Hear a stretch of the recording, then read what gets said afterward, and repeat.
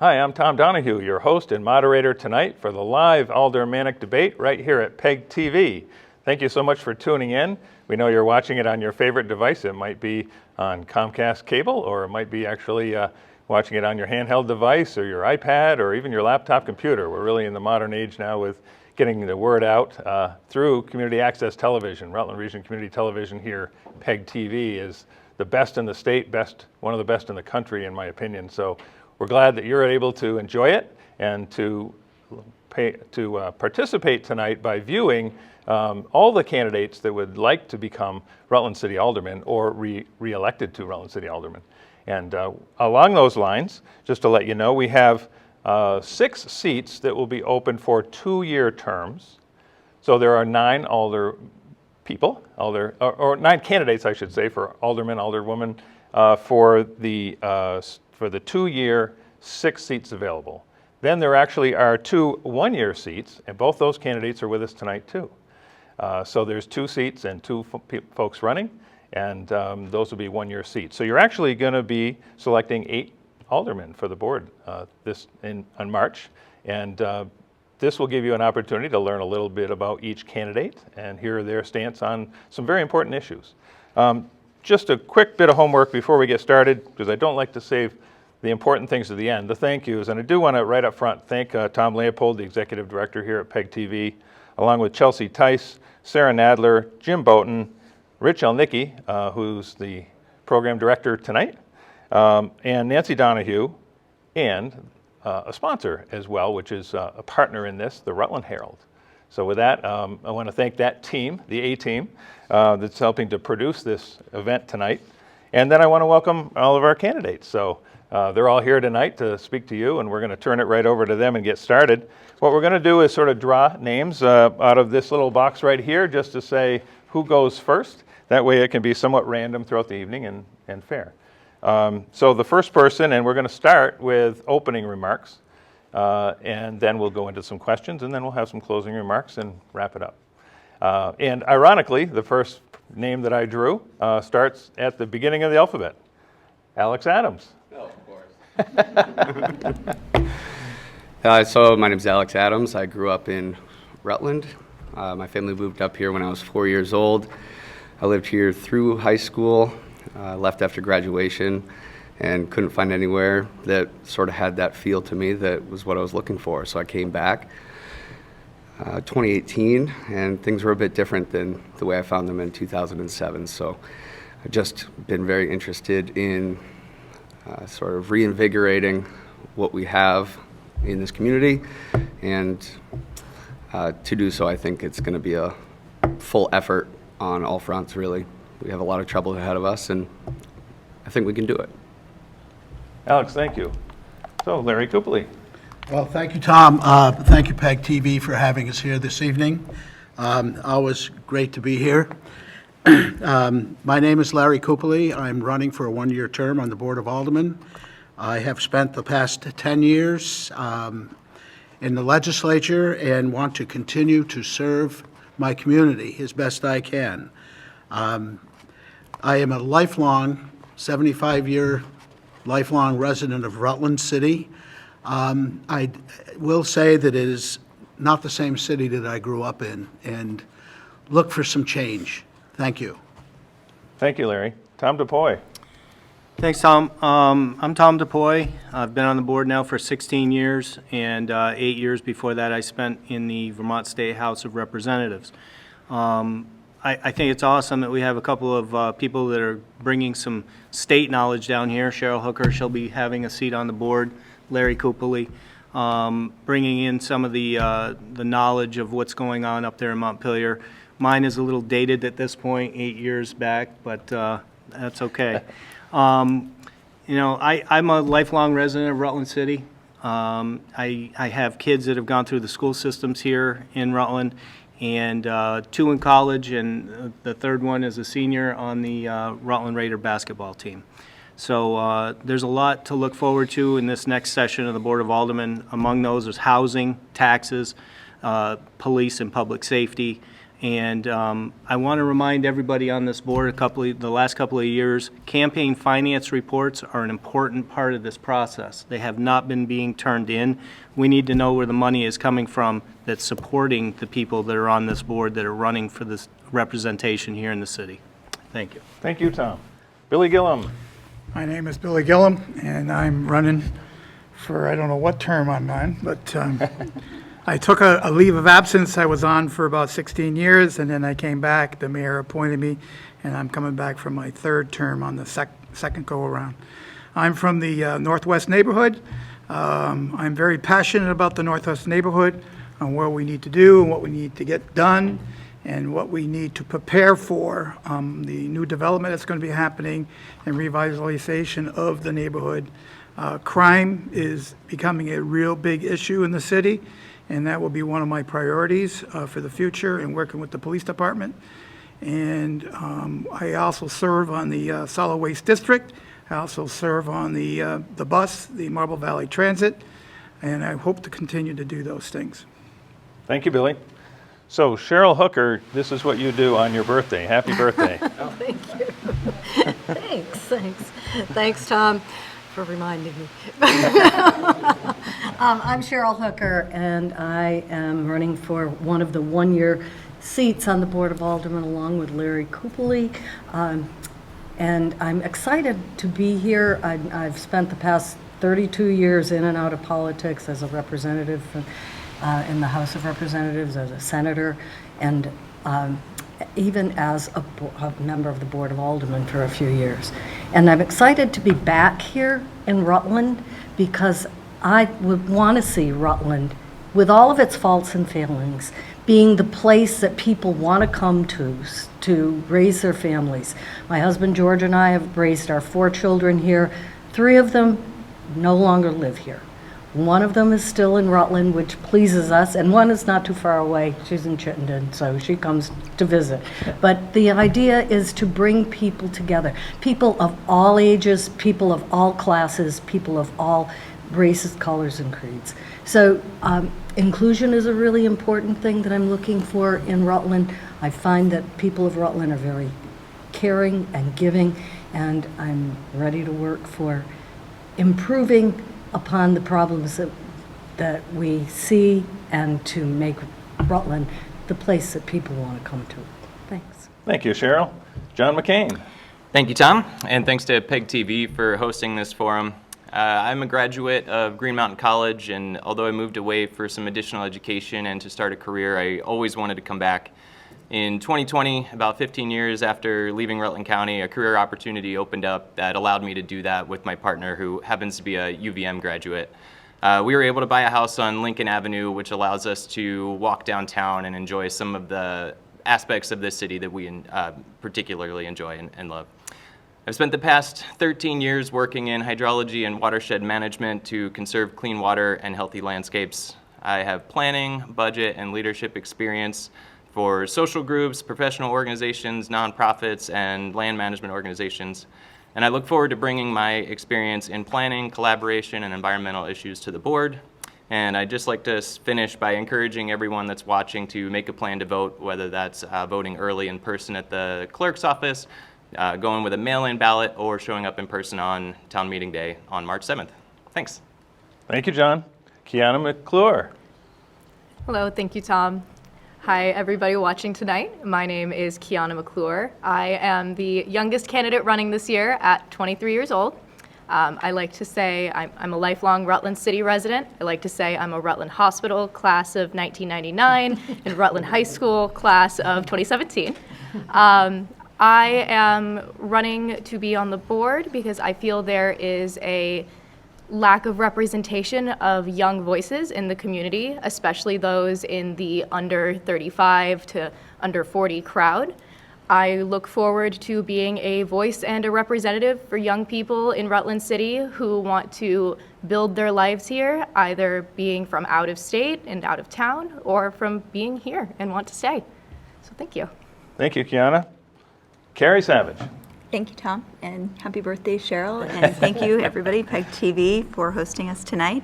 My name is Carrie Savage. I am a seventh-generation Vermonter, and I've got deep roots in Rutland City with my grandparents having both Brooks Garage and Merritt Paint and Wallpaper downtown. I grew up running between my grandparents' businesses in downtown Rutland.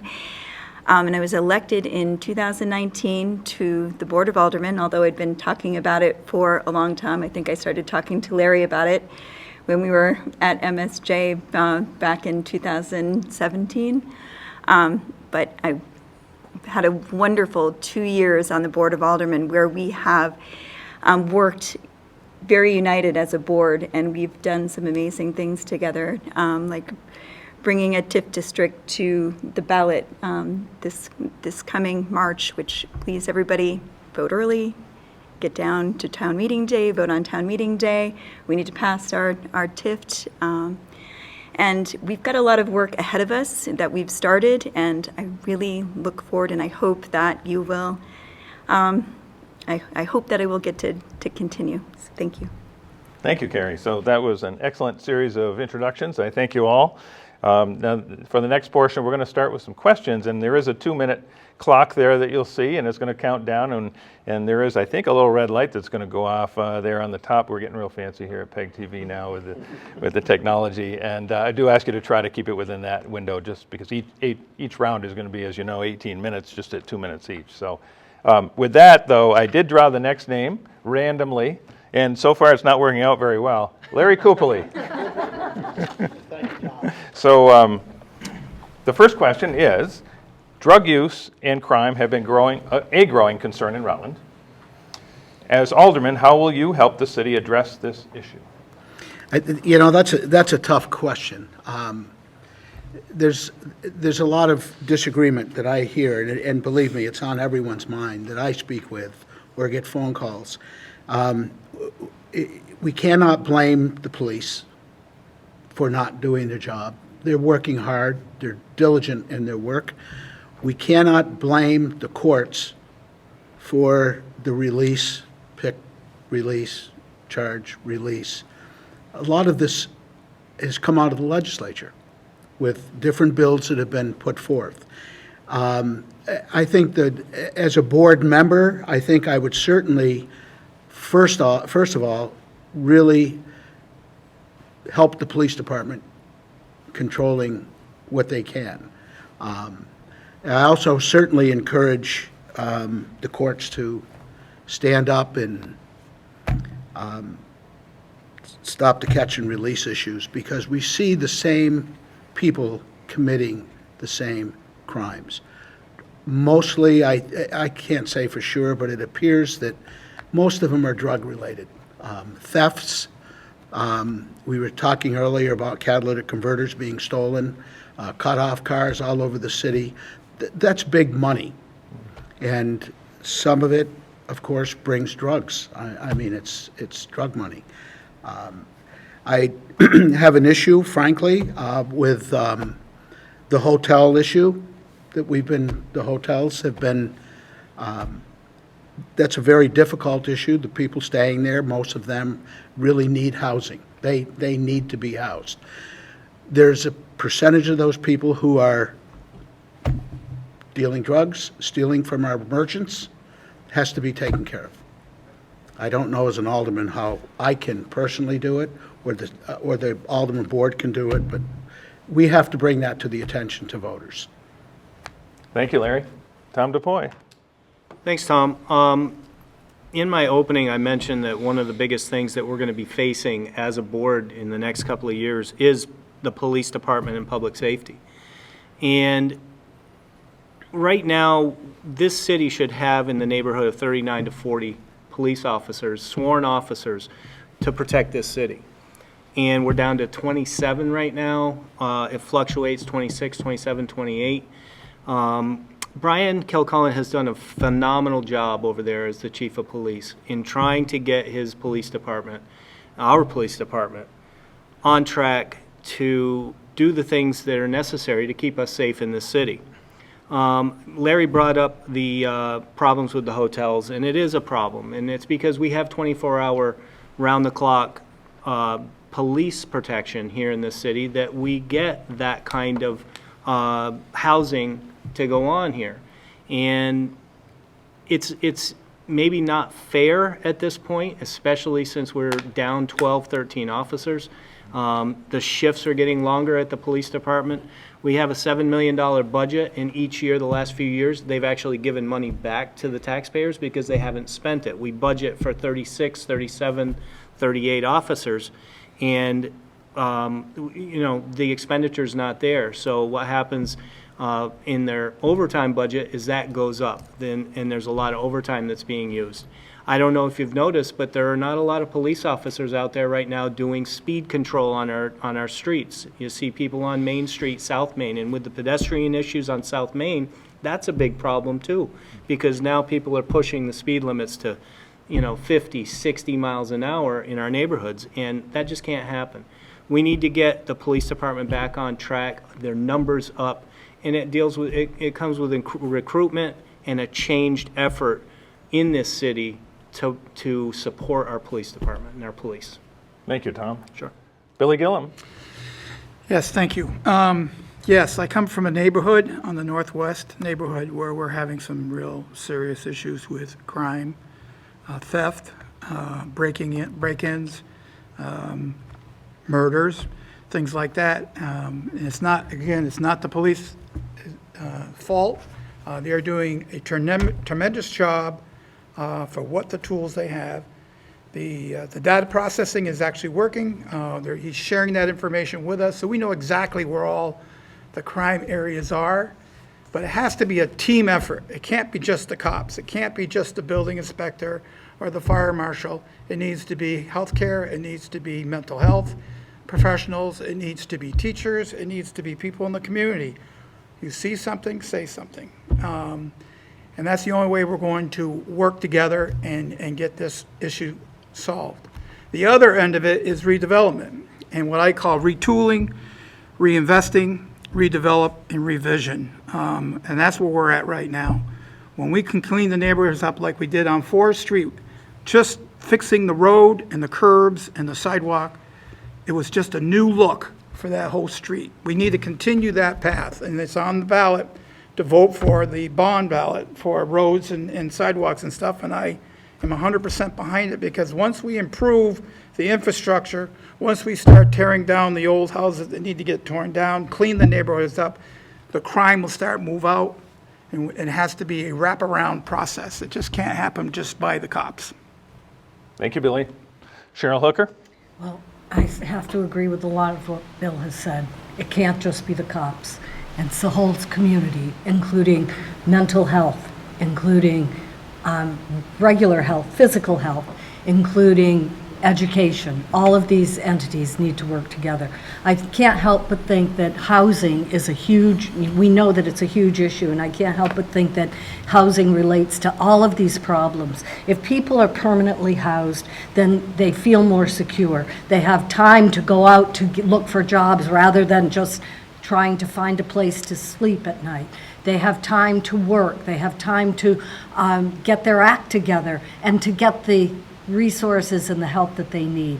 Housing is, we call it housing first. We've heard about that for years, and I think that that's one of the things that we have to focus on. And I'm glad to know that the city is talking about doing some programs that will help landlords to rehab some of these houses that we have. A few years ago, as a member of the Economic Development Committee at the state level, we were down here looking at the abandoned homes that we have in Rutland City. We have a lot of housing stock, and what we need to do is to bring that up to speed so that we can put people in it permanently. And I think it goes back to recruitment. Tom talked about recruitment. If you can't find a place to live and a place that you want to work, you can't work there. So even with the police force, probably I'm suspecting that recruitment is part of their problem, and we need to make sure that there are suitable places for people to live. Cheryl, thank you. John McCain. Thanks. And it's McCann, not McCain. It's Beautiful, okay though. thank you. Common mistake.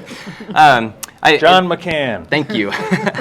So the issues that you're bringing up, I think it's important to remember that on the other side, there are people. These are neighbors of ours who are struggling with some combination of poverty, homelessness, mental health issues, addiction. So I think we need to focus on some of the services that we could provide that could help pull them out of some of the issues that they're dealing with. That may include the emergency response from police, but as Billy was mentioning, it's a broader effort as well. So, whatever we could do, I think we get potentially an increased or a disproportionate burden here in Rutland because we had the space, because we had some of the services during the pandemic. The voucher program seems to have shifted some of that service requirement to us, and I don't know if there's a way for us as a board to work collaboratively with nearby towns or folks at the state to say, hey, if we're kind of providing this benefit to nearby localities that didn't have the capacity at the time, how can we spread the burden of the cost or the workload? Something we could look into. And then I'm excited that Tom mentioned something about the safety of our streets. I know that's kind of off topic, but I agree. The traffic safety issue thing is something we could address as well. I think part of dealing with that is reassessing how we design and how we build our streets. Speed limits don't necessarily always work. Putting it on our police to make sure people are obeying those speed limits doesn't always work. So if we think about how our streets are designed moving forward, we can include infrastructure that slows people down so then our police aren't the ones who have to force people to drive a little slower. Thanks. Thank you, John. Kiana? Thank you, Tom. So when brought forth the subject of crime, the first thing that comes to mind, for me at least, is not it's not necessarily an issue that falls just on the police, much like Tom and Bill and Cheryl and John have said. It is a issue that everybody in the community is well aware of, and it's an issue that everybody in the community has the ability to step up and do something about. We as a community have a responsibility to keep ourselves and our neighbors safe. So much like Billy has said, if you see something, if you say something, but we also have the responsibility to support the support networks in our community as well. We have the social responsibility to support organizations such as Brock Community Action, such as Housing Trust, such as our schools. Because without these social services, access to food, access to healthcare, access to education, access to housing, that is when people find themselves in the situations where they feel that crime is the only option. They feel like theft is the only option. They feel that succumbing to addiction is the only option. When there are options, there's more than that available. But we need to make sure that as a community, as a city, and as a board, we are supporting those support networks. Thank you. Kiana, thank you. Carrie Savage? Thank you. I think there are two sides of the drug problem. I think there are the drug trafficking, the people that are selling drugs, bringing the drugs into the community, and then people that have an addiction problem might be a whole nother side of the coin, because it's something that can touch someone of any economic faction, whether they're housed or not housed. So I think supporting those support services, making sure that we are there helping the people that are providing the mental health services, the people that are providing the services for people who have addiction problems, and then supporting our police department who, are short-staffed, who are overworked, who are trying their best to work with a system that when they do apprehend someone for a crime, that they're not always, that person might be committing a crime again within a month or weeks, or and so we need to make sure that we're supporting the people that are doing the work, and then trying to come up with some supports for whether we go to the court system and ask if there's a way we can do a 3 strikes program, but we need to be both sensitive and creative in the way that we're looking at this topic that's very complex and very difficult. So, thank you. Thank you, Carrie. Absolutely. Alex Adams? Yeah, I see a lot of desperation. I see police desperate to do what they went into their line of work. The police don't want to be picking up individuals who are committing a crime 3 days after they committed the same crime. And the people committing those crimes don't want to be committing those crimes repeatedly. We're talking about crime and drug use, but I think really we're talking about mental health and addiction issues. And there's two sides to that coin as well. I think that we do need to provide those support systems to individuals. And I think we need to give them the opportunity. People deserve a second chance. They deserve a third chance, but they don't deserve 10. I think we need to be tougher on that end of things, and I think that we need to work together as a community to provide pathways to success for the individuals who are working through that second and third chance. We need to give the job opportunity to somebody who doesn't fit the background or the image that we're typically inclined to offer that position to. And when we get hit on the chin, we need to be willing to put it out there again, because as much as I think a lot of individuals view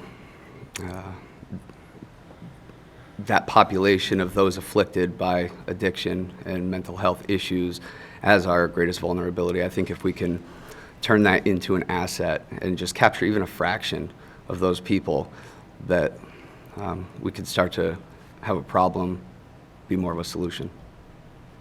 Thank you, Alex. Okay, so we're going on to our second question, and the random drawing actually worked this time. So John McCann, you get to start this time. So the question is, economic development has slowed in Rutland City, and as an alderman, how would you create the conditions that will spur investment, jobs, and growth? That is a good question. Thank you. I wish I had all the power as an individual person on a board to make that happen. I think we're pretty lucky this year to have two things on the ballot for us to consider. One is the local option tax, and one is the TIF district. I think in particular the TIF district gives us an opportunity to sort of bet on ourselves. We make that decision to identify the district, kind of say we're going to create this tax increment and we're going to use that to invest in that area. Potentially taking some money out of a general fund type thing for a little while, but in the long term, hoping to increase the value of that property, increase the economic activity in that district, and ultimately have a greater tax base and tax revenue at the end of it. But something else I'd like to see, is really supporting and encouraging small business entrepreneurship. Our city has the BUY app, which I've got it written down, but it's the business incentive and assistance program, I think it is, grants that allow for small businesses to start up or expand. I think small businesses are a great way to keep the city dynamic and relevant. Small businesses can be more targeted, more creative to address the needs or interests of people who want to shop here. I generally don't get very excited about trying to recruit big box stores or national chains, because they don't create a sense of place, they don't create a sense of community, they don't create a sense of culture. And I think that's what we need is to keep creating a sense of identity that makes Rutland City a place that people want to go to and not just drive through. So supporting small businesses and creating that sense of place, and then taking advantage of things like the TIF district if we can. Thank you, John. Kiana McClure. Thank you, Tom. So when thinking economic development and thinking how we can help further the economic development of Rutland City, like John had said, very obvious options are the TIF district and the local option tax. I have read many things about walkable cities, about walkable communities, and how those help fuel the economic fire of a municipality. And something that I think really that needs to be leaned into when it comes to the economic vitality, especially of our downtown, is looking at, once again, housing. If we were to have housing available in our downtown, in our shopping districts, something above the local bakery, something above the local coffee shop, something above the local plant store, if you have that walkable neighborhood there, the people will inevitably spend more. The residents will inevitably spend more. Their loved ones who come to visit will inevitably spend more. I have written here a fun statistic that I was excited to share today. One moment here. In a study done in 2018 in Denver, Colorado, it was found that walkable neighborhoods sell at a 150% premium over those in a drivable sprawl. But what that also does, of that walkable area, that walkable zip code, that creates a considerable leasing premium over suburban, more drivable areas as well. So what that can do is having that walkable neighborhood in our economic fire, in our profitable downtown, having housing there will create more of a cost up front for renting, yes, but that then goes back into the community. That is money that is still building the local economy, and the walkable neighborhood encourages the neighborhood to spend. So thank you. Thank you, Kiana. Carrie Savage. I was able to join the board at an unprecedented time when we had the chance to spend one-time ARPA monies of just over $4 million. And we were able to do some very incentivizing things with that money, even doubling it, like matching grants to help the hub downtown with their start, and also Wonder Feet, and helping them grow and move and be an even bigger draw to families downtown, bringing them downtown. I think, like Kiana said, I agree with bringing some more housing into the downtown area would even increase the foot traffic and the activity down there and making it exciting. We've been working on parking, which is has been an issue with the downtown. And we, oh, I lost my train of thought, but sorry, I'm the worst candidate when it comes to this stuff. But I look forward to hopefully being able to continue some of the things we've been doing to incite, but just keep supporting the small businesses downtown with the, continuing with the grants that we're doing and things like that, so. Thank you, Carrie. Alex Adams. Yeah, I would echo what the other individuals have been saying. I think that, we are a capitalist society. We need to enable small businesses to succeed or fail, but we do need to support the conditions that lead to success. I think we should offer grants for startups. I think that we should offer some resources to businesses who are struggling in difficult times. But we really need to focus on the conditions, the things that we can control, right? Otherwise, we're just constantly battling symptoms and putting money towards maintaining things that really should be maintaining themselves. So I think the housing that we're discussing is extremely relevant. Not only housing in general, but sort of tiered housing, right? As people develop and they get raises and start to have higher incomes, they need to be able to gradually move up. And I'm not sure what the answer is. I'm not sure what the solution is. I think that all of us would sort of nod and agree in that, as we are. But we need to continue trying things, and we need to continue communicating with the people that are struggling and continue to focus on what we can control versus just really looking at pie in the sky type of ideas. Thank you, Alex. Larry Coopely. Very complex question. There are few answers. Rutland City was the number 2 city in the state of Vermont. Population over 17,000. What happened? What happened?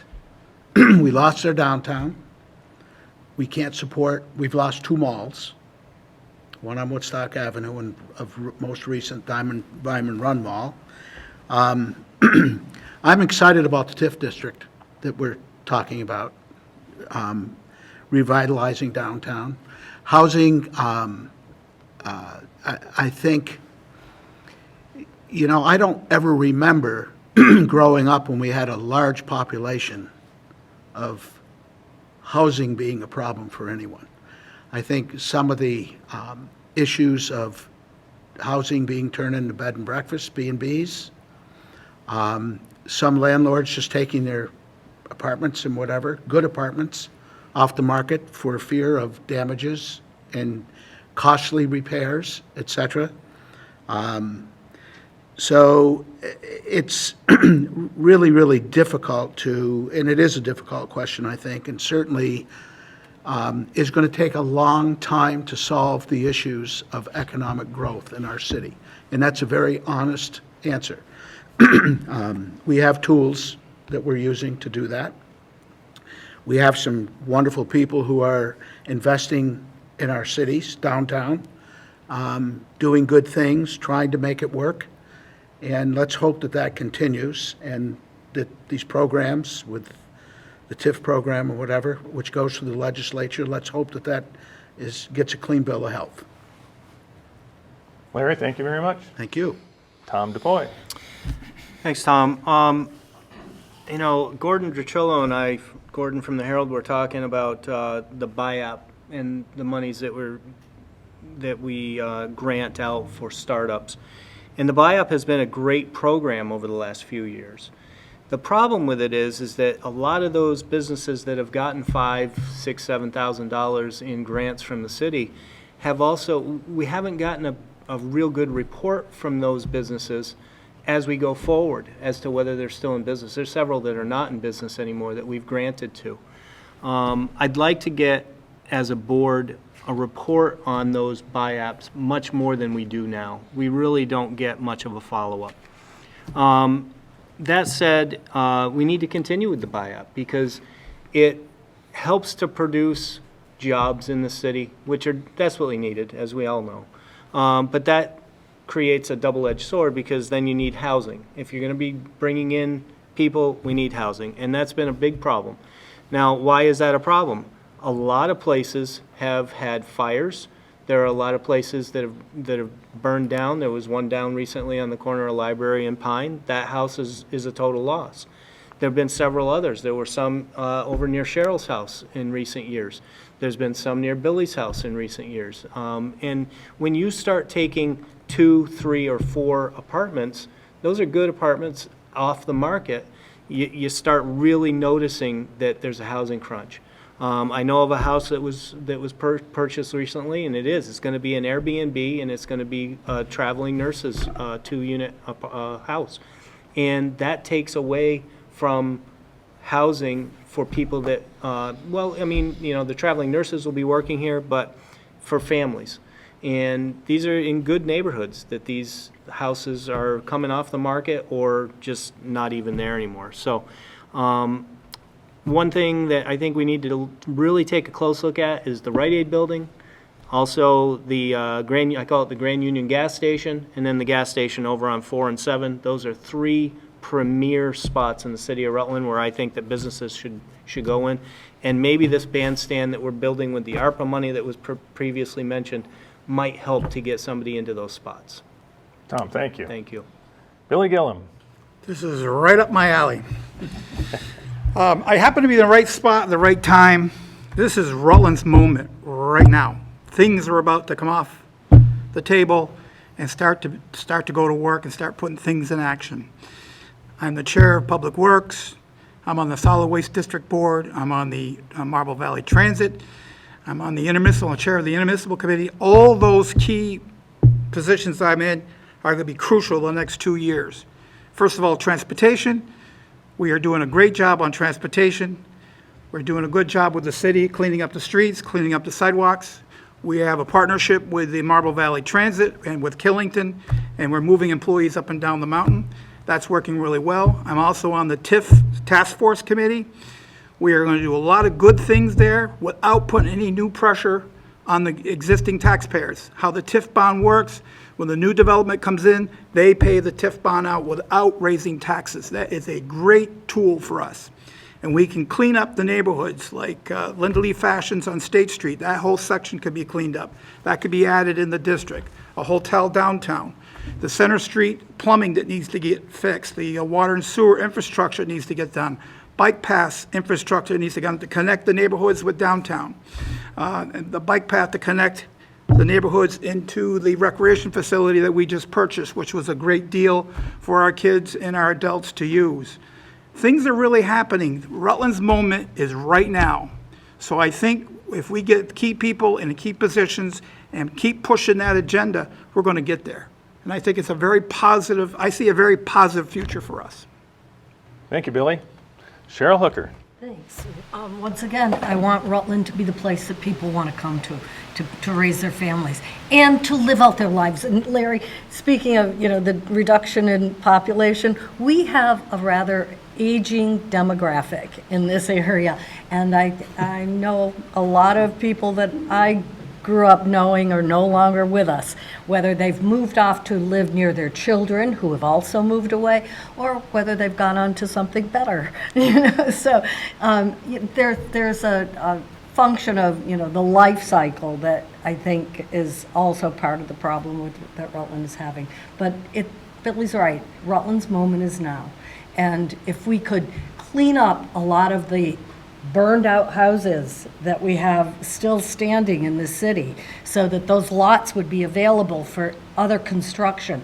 If we could make sure that those houses those apartments, those units that have come offline because whether the landlords have given up on renting or they are no longer suitable for habitation, if we could see that those come back online, we could help the problem. Again, we keep going back to housing.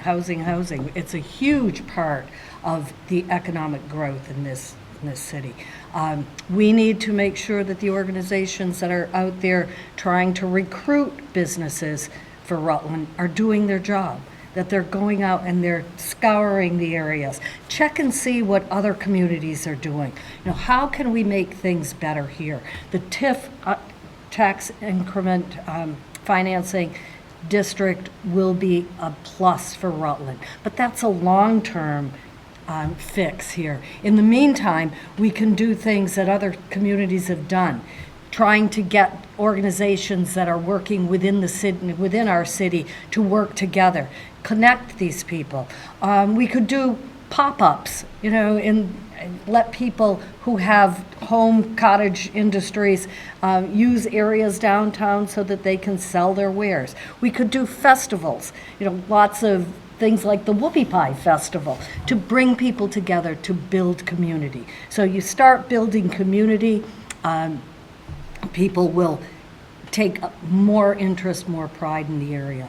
I'm really pleased at the number of new businesses that Rutland has seen.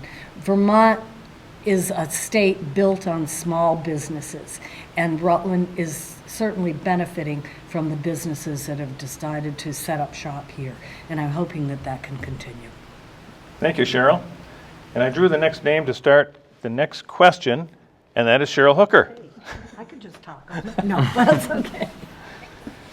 Keeping it random, so, luck of the draw. All right. So the next question is, absentee owners have been buying property as apartment rentals and investments and as Airbnbs. As Alderman, would you propose any measures to assure rental property upkeep or limit neighborhood Airbnbs? Yes, I would.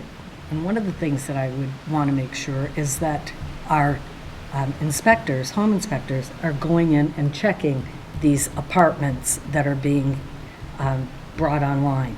And even the Airbnbs. This is, true confessions, I guess. We have an Airbnb. I live in a 3-family house. We use one of them as an Airbnb.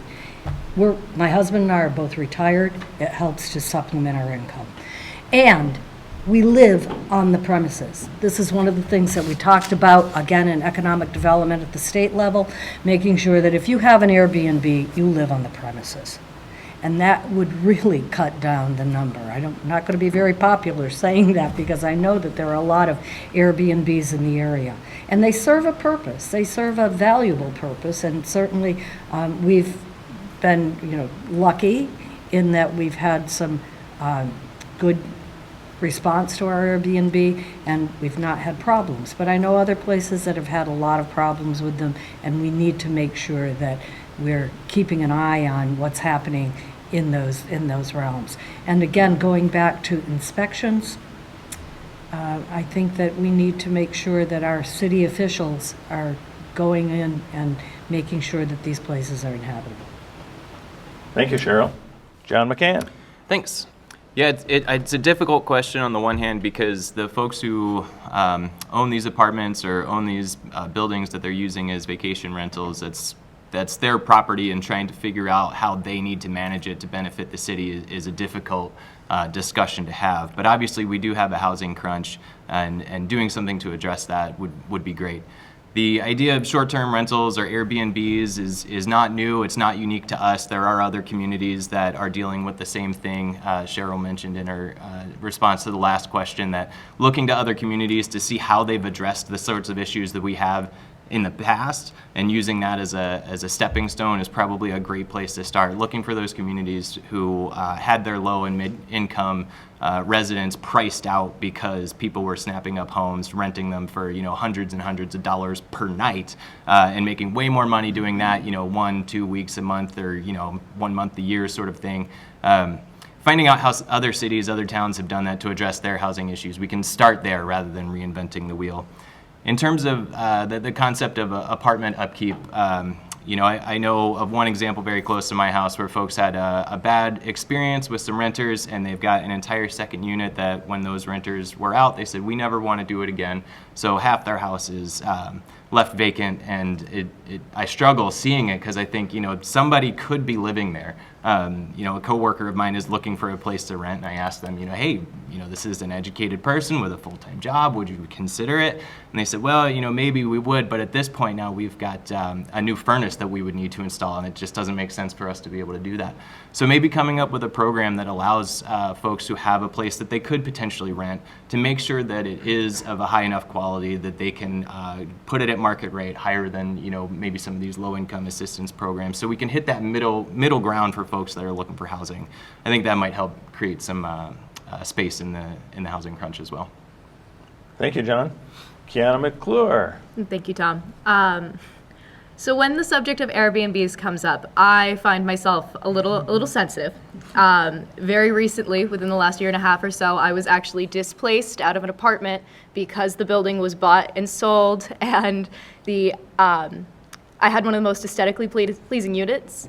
So I was evicted so the unit could be put on Airbnb and used as a vacation rental. Had I have not known a friend of mine with an available rental property that just happened to have a tenant moving in about a week, I would have had to move back in with my parents. I'm very lucky that my parents live in the area. If my parents didn't live in the area, I would be homeless. I would have been made homeless by an Airbnb. So it's definitely a subject that hits a sore spot for me. But I don't want to let that cloud my judgment when it comes to considering Airbnbs. I understand that they are a valuable economic help for people like Cheryl in your situation, where you're using it to supplement Social Security, or for people like in the situation with John's neighbors, where they had this extra space.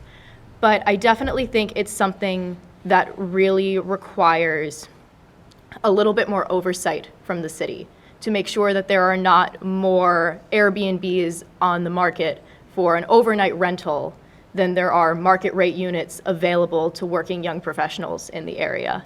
I have very many friends who want to move home and they can't because they cannot find somewhere to live.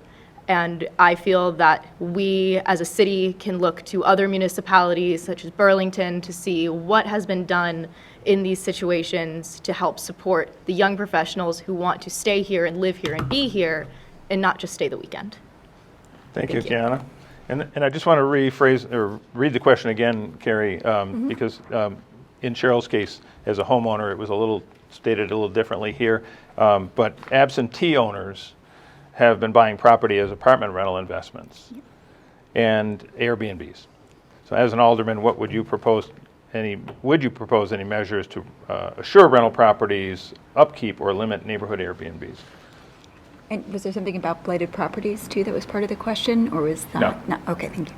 So we have, we can create a registry of the Airbnbs. We have the availability of all the listing places where we can look and see where, properties in our areas are listed as Airbnbs. We need to create a fee structure for Airbnbs and just begin with that management so we know what we're working with to begin with. I tend to kind of agree with Sharon. It would be nice to have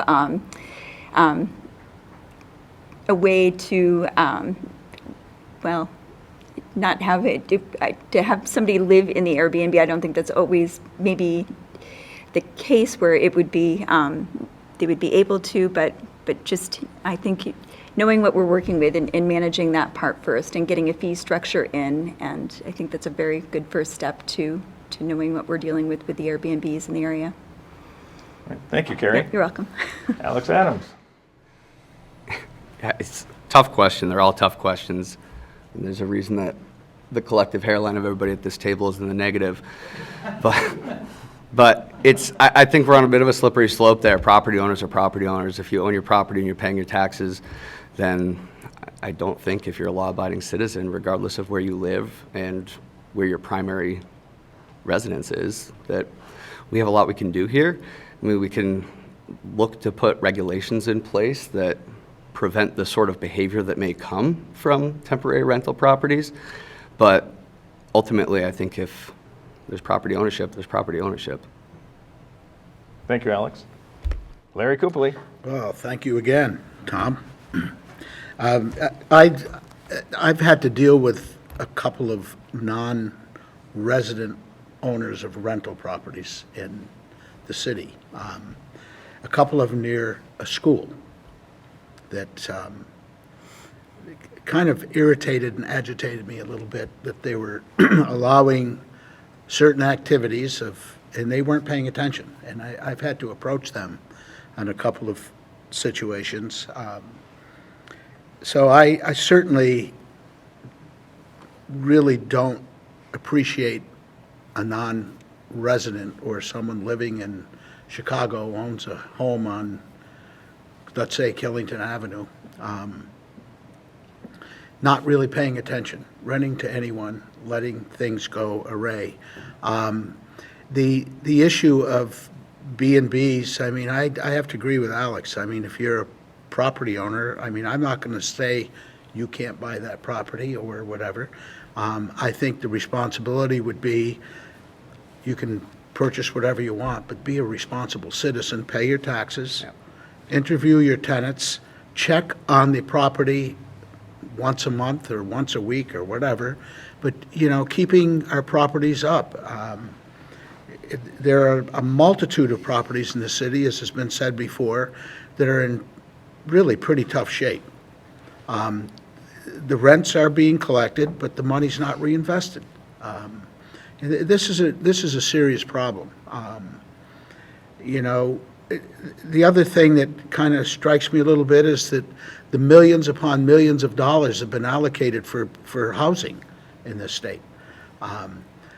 You know, making or building an apartment is in excess of $250,000, $300,000. And if you're doing 10 or 15 units, how do you rent those out for $250 or $500 or $800 or $900 a month? I mean, we see what the rents in the city of Burlington are. They're $2,000, $3,000 a month. And you have 6 or 8 people living in the apartment. It's, you know, sharing the costs. Same happens in Boston and New York. It's going to happen here at some point. It's really difficult to tell a landlord or tell a person they can't buy a property or to police them in some way if they're doing the right things, paying their taxes, keeping up their properties. And maybe we should have some kind of an ordinance or something that would be a little more strict in making sure that these people are doing their due diligence with the properties that they own. Thank you, Larry. Tom DePoy. Thank you. You know,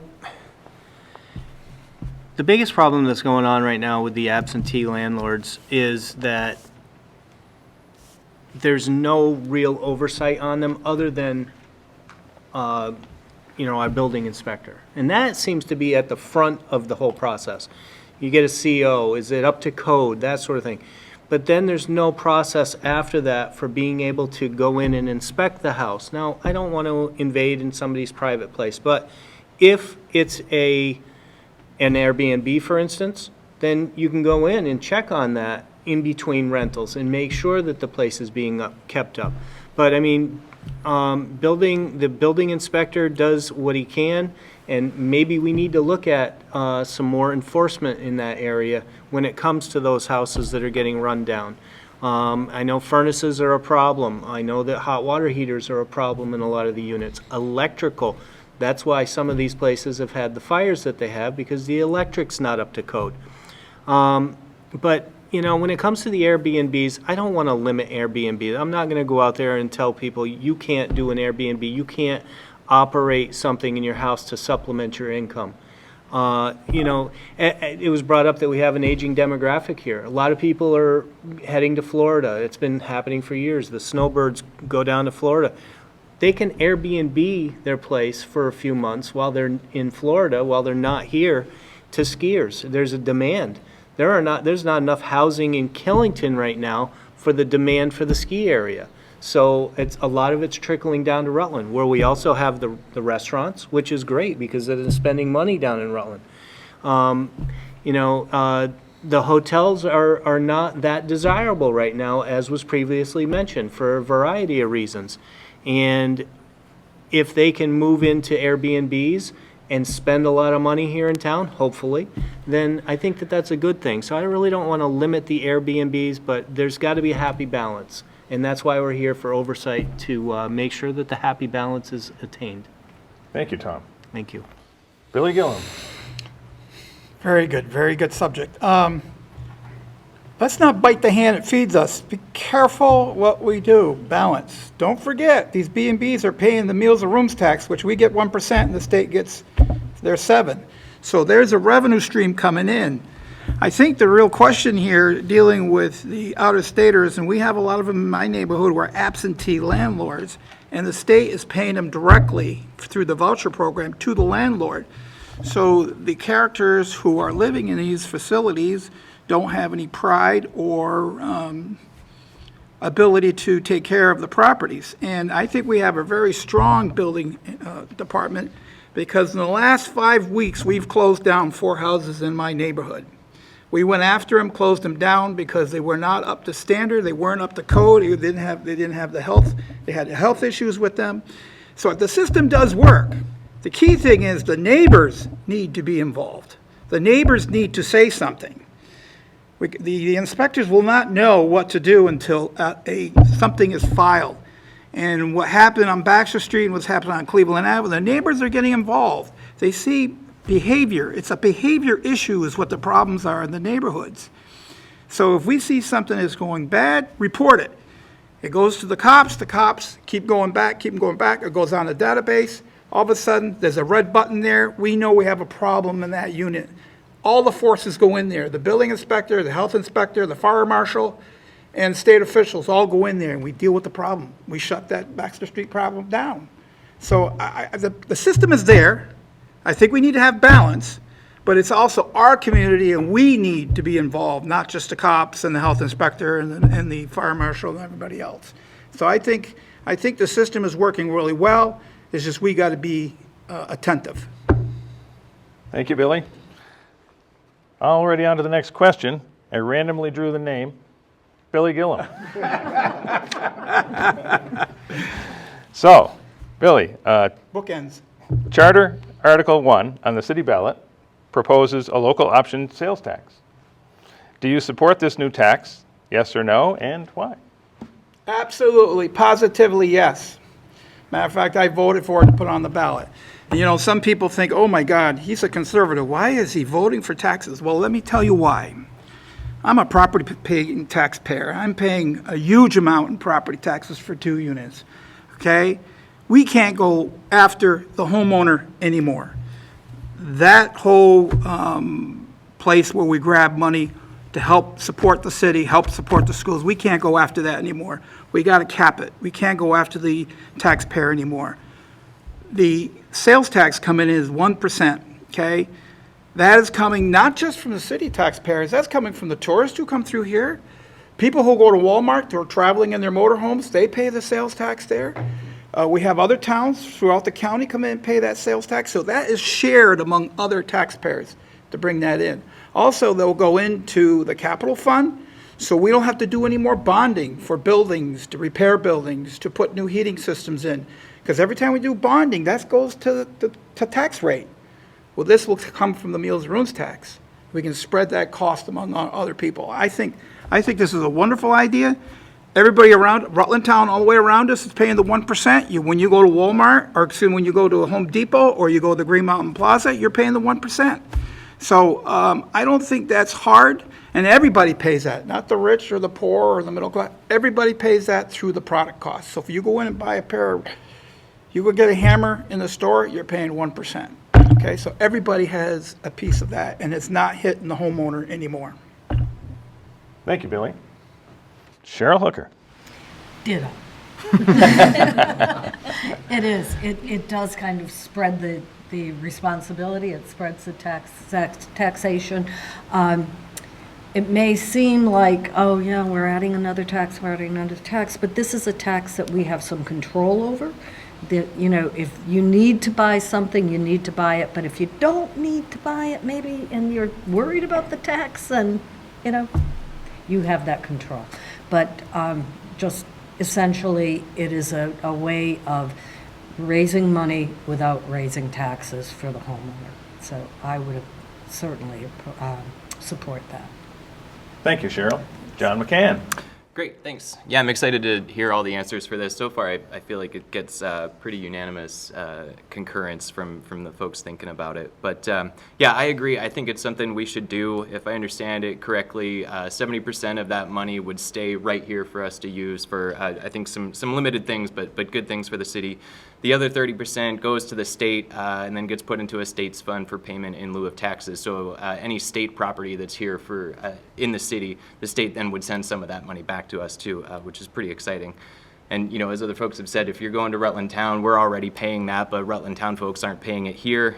Visitors from other towns, from out of state, when they come and shop here in Rutland, they're not paying into it, you know, but they're getting the benefit of the services that we provide, whether it's infrastructure, emergency services, you know, sewer system, things like that. Why not ask them to pitch in so that the things they get to take advantage of here in Rutland City are here for them?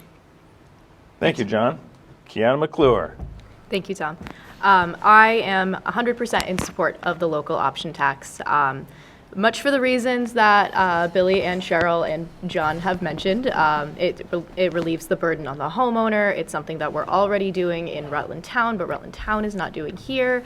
And another big thing to consider is people coming down off the mountain during the winter. During the winter, I personally foresee a huge jump in how much we'll be able to collect from that local option tax, just from the sheer amount of people coming down the mountain, coming to eat in our restaurants, spend at our dispensaries, shop in our boutiques. It will be a massive revenue generator for the community, and it won't break the backs of homeowners in the community either. Thank you. Thank you, Kiana.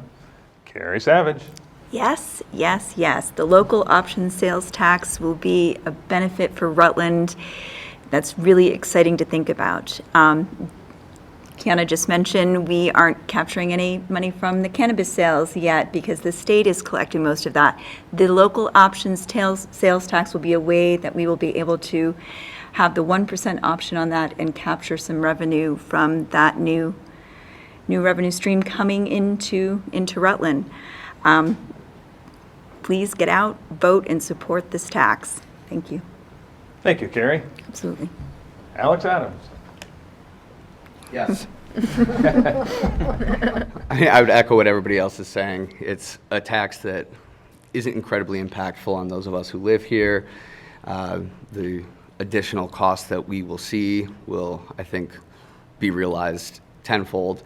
And I think in general, Rutland needs to do a better job about charging people. I mean, we give out parking tickets that are $15. Out-of-staters are laughing at this.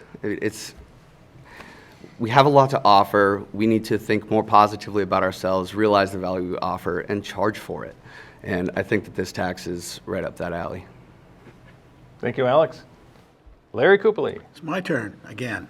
I did support the local option tax. I agree with what everyone has said. It's important that we retain these monies to reduce the costs of a lot of infrastructure in our city. So I certainly am in total agreement with that. And, you know, it's a 1% deal on top of a 6% deal, which makes it a 7% deal. Just to refresh everyone's mind, and there's all kinds of programs that I hope won't again increase our sales tax that are going on in Montpelier that could have an effect. I just bring that to your attention, but I do support the 1%. Thank you, Larry. Tom DePoy. So, Tom, I do support it. I did vote in favor of it when that came up. One of the things that this board and the city need to do is monitor where that money's going to and coming from, because a lot of our purchases are internet purchases these days, okay? And I've noticed on some of the stuff that I've purchased on the internet that I'm getting charged a 1% sales tax because the companies are charging it to 05701. And as we know, we also have Rutland Town, we also have Mendon, that's 05701. So where's that money going? And if that money's supposed to come to Rutland City, it should come to Rutland City. But it would be illegal right now because we don't have the 1% tax. So the state is probably at this point keeping that money. As John mentioned, you know, it's about 30% that gets kept by the state for administrative costs, for, you know, pilot, for whatever else that they keep it for. But is that money that's being charged to Rutland City residents right now, and who knows how much it is, where is that money? It should be coming to the city. If we pass this, it does reduce the burden on the residential taxpayer. That's what it's designed to do. Hopefully it does. Hopefully it's an amount that's noticeable by the taxpayer, which means that a lot of the businesses in this city have to do well. And we as a board need to do everything we can to help provide the business incentives, the business climate, so that we can bring in as much of that 1% as this city, you know, can use. And as I said, it's just something that reduces the burden on the local residential taxpayer. So I'm very much in favor of it. Thank you. Thank you, Tom. Well, I randomly drew the next, and it's Tom DePoy. I passed with Billy Gilmore. So, listen, we're at the point on our itinerary here tonight where we're going to allow the folks interested in appealing to you with their qualifications for alderman a chance to make some closing comments. Because they've been so on time this evening, we're going to kind of open that up within reason. We're going to not limit their comment time and give them a few minutes if they would like. And the only rule that is a sort of one of those things we have to abide by is you can't actually say vote for me, okay? Other than that, Tom, the floor is yours. Thank you. So, you know, there are people that are on this panel right now that have been in politics for many years, okay? Cheryl Hooker, Tom DePoy, Billy Gillam, Larry Copley, there's some newcomers here. Carrie Savage has been on for a few years now. The thing about this is I don't really want to talk that much about what I've done, because what I've done isn't relevant to this election. People out there want to know what we're going to do going forward. And going forward, the issues that we've been touching on tonight are housing, their taxes, it's police and public safety. What are we going to do about those issues as we go forward? Well, I'm the vice chair of the Public Safety Committee. If I'm fortunate enough to be appointed to the vice chair of Public Safety again, I'm going to work very closely, as I have with Chief Kilcullen over the years, to try to provide an atmosphere in this city where we can recruit people. There are a lot of former police officers out there that are not policing in their communities, both in this state and nationally, that I think that we could recruit back out of retirement and give them a great place to live. Maybe some skiers, there's a lot of people from maybe New York City or Boston or Hartford, Connecticut, that might like to come to a ski area and live only 20 minutes from the mountain. Our summers are, there's no place on earth I'd rather be in the summer than in Vermont. And there's a lot of people that feel that way. Maybe some police officers would also feel that way. But we have to reduce the tax burden, and that starts with ideas like the sales tax, the 1% on the sales tax. Housing, I was very encouraged that the group was going to try to renovate the St. Joe's campus over there and put some much-needed housing in there over there.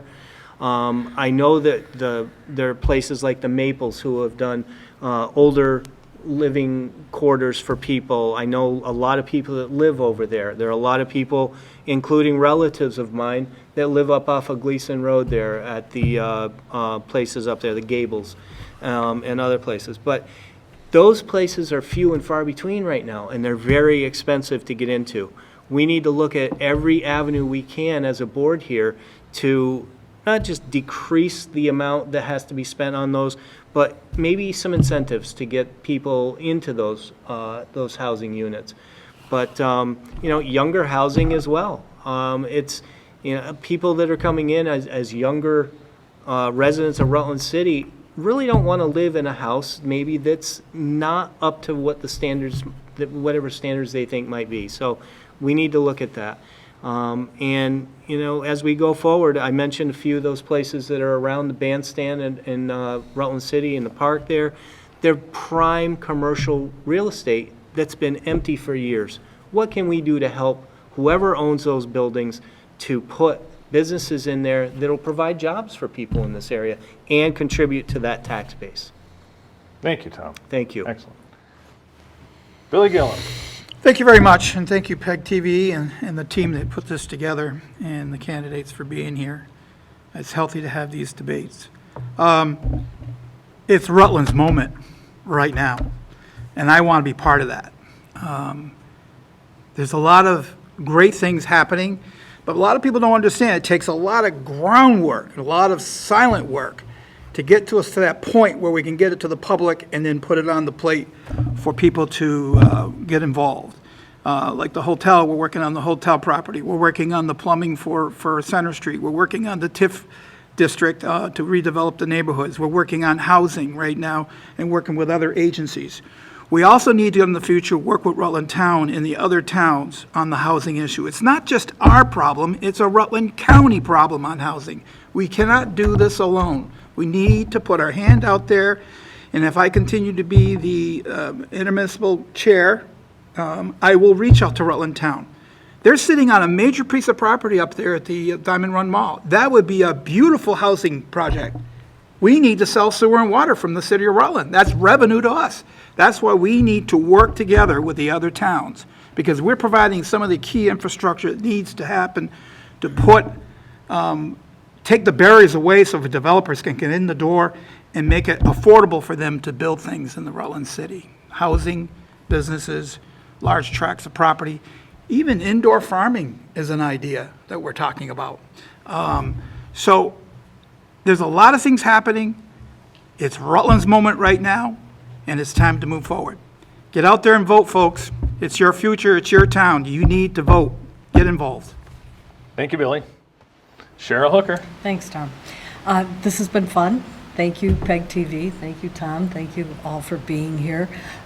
This is a time that I am really proud to be part of Rutland and really excited about getting involved to help Rutland move forward.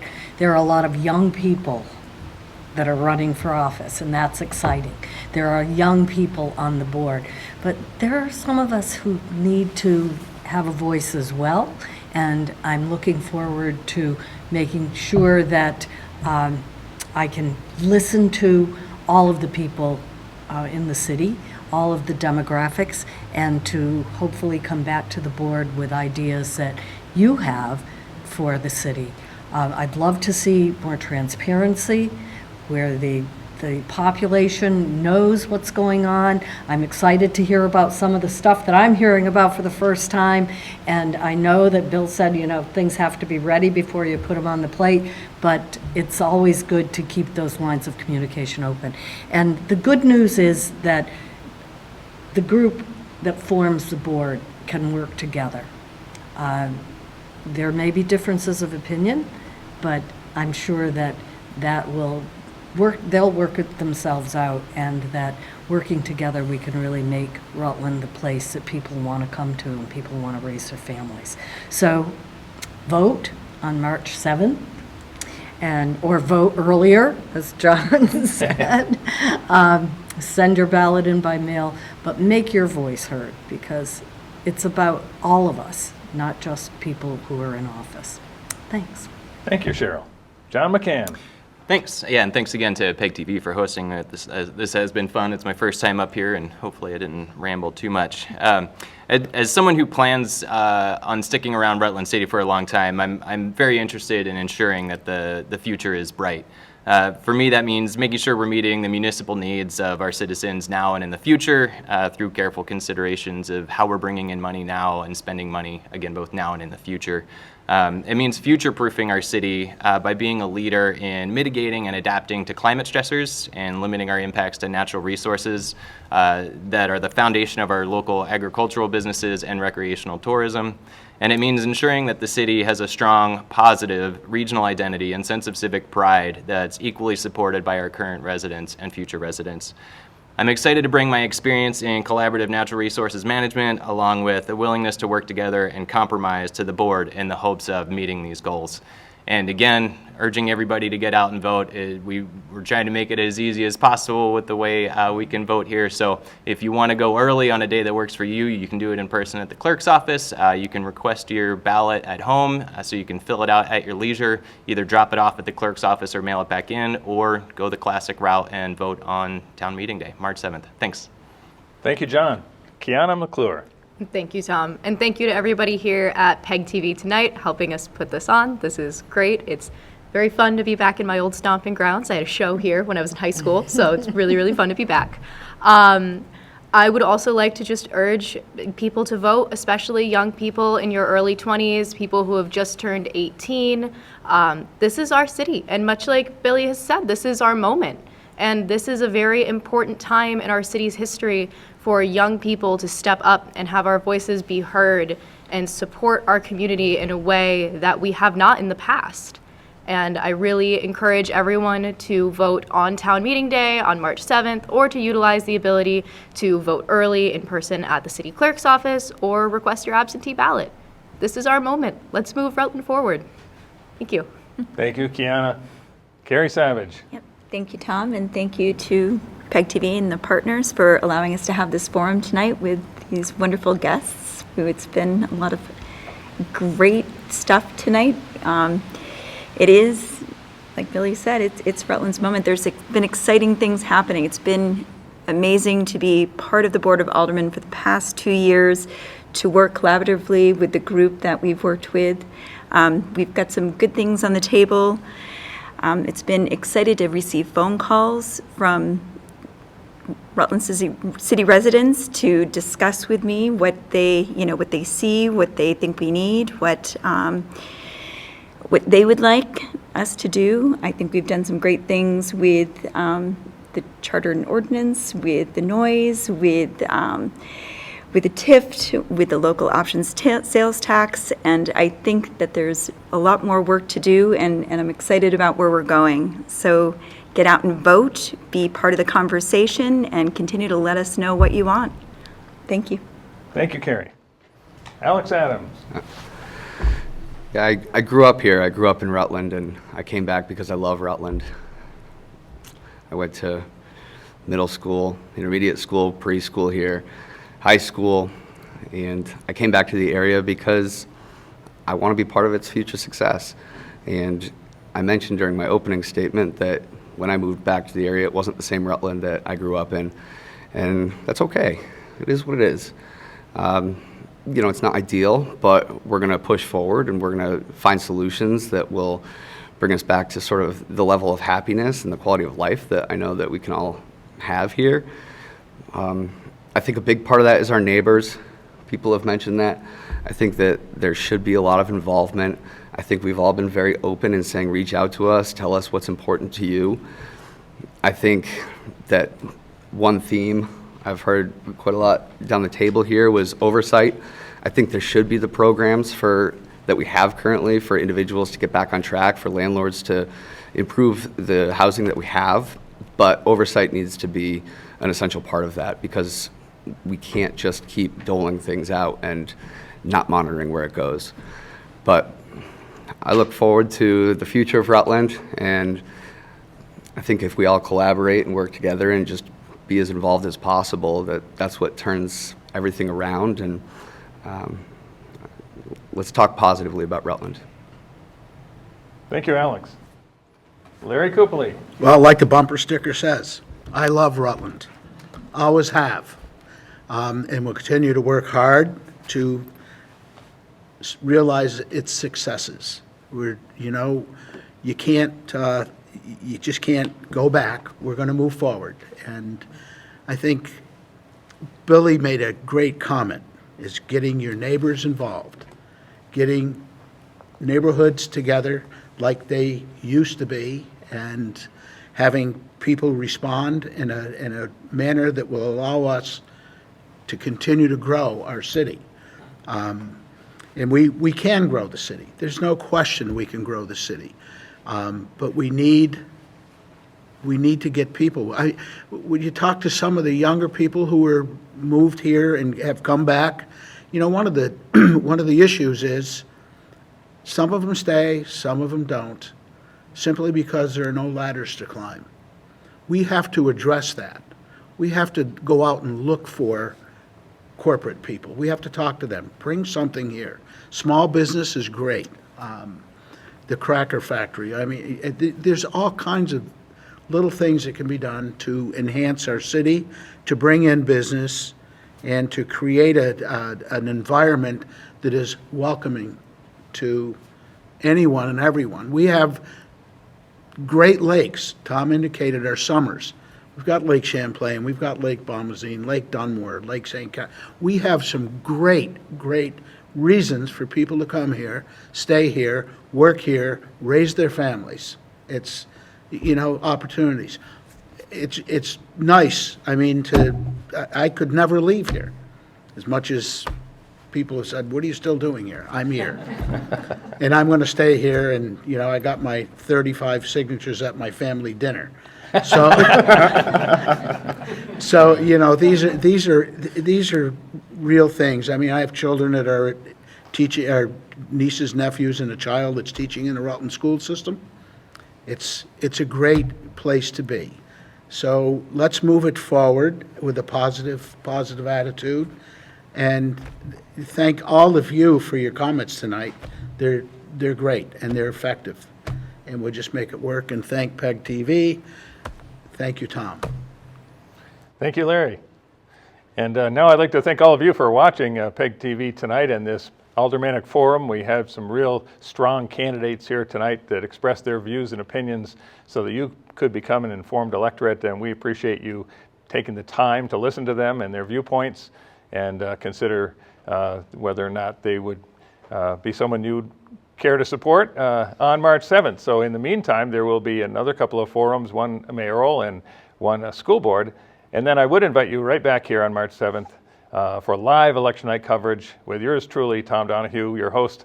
And we'll let you know what the results of you going to the poll are right here in Rutland. So we appreciate you tuning in. Again, I also want to thank PEG TV and this amazing team, as well as the Rutland Herald, for their tremendous support of this kind of community access television. It's so important and one of the real assets that we have in the region. So thank you again for watching. Thank all the candidates for being here tonight, and we'll see you soon.